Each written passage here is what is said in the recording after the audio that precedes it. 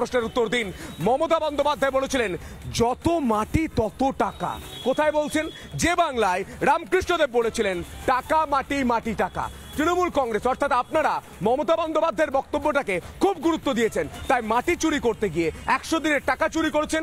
100 দিনের টাকা চুরির জন্য 3 বছরের বেশি সময় ধরে 100 দিনের প্রকল্পটা এ রাজ্যে বন্ধ ছিল। ব্যাপারটা হচ্ছে মূর্খদের কাছে গল্পে গরু গাছে উঠে যায়।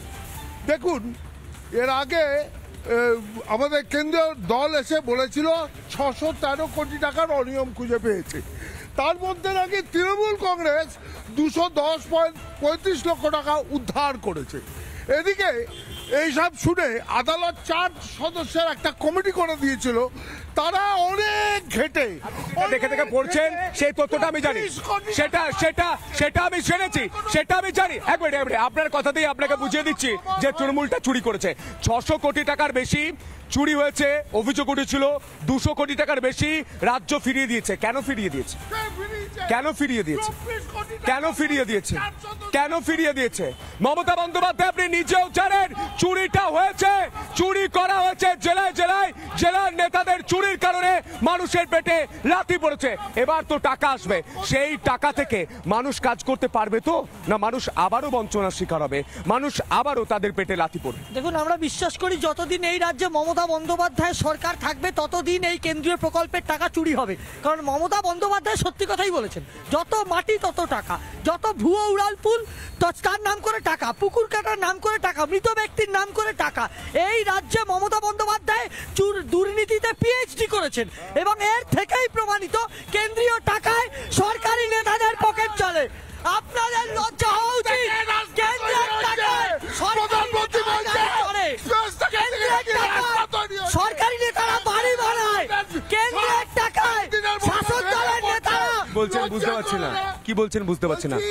প্রধানমন্ত্রী বলছেন আপনাকে বুঝিয়ে দিচ্ছি, আমার স্ট্রং পিসিআর কে আমি বলবো যে পলাশ আমাদের নদিয়ার আমাদের প্রতিনিধি একটা ছবি তুলে ধরেছিল। পুকুর কাটার নাম করে কোটি কোটি টাকা তৃণমূল নেতারা পকেটে ঢুকিয়ে নিয়েছেন, প্রধান পকেটে ঢুকিয়ে নিয়েছেন, কিন্তু পুকুরটাই খোঁড়া হয়নি, খেলার মাঠ রয়েছে। সেই ছবিটা গোটা বাংলার মানুষকে আরো একবার মনে করে দেবো, দেখুন।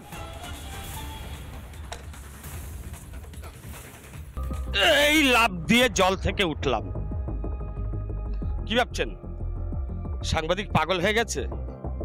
না, এই স্থানীয় পঞ্চায়েত প্রধান এই যে জায়গাটা দেখতে পাচ্ছেন, এই জায়গাটাতেই দেখিয়েছে এখানে পুকুর খোঁড়া হয়েছে। গোপাল মণ্ডল স্থানীয় জায়গার মালিক, তার এই জায়গাতে 100 দিনের কাজ করে এখানে পুকুর কাটা হয়েছে। এরকমটাই কিন্তু অভিযোগ যে এই জমির মালিক, যার মাস্টার রোল থেকে তিনি দেখতে পেয়েছেন যেখান থেকে টাকা আত্মসাৎ হচ্ছে। কি বলছে একবার শুনুন।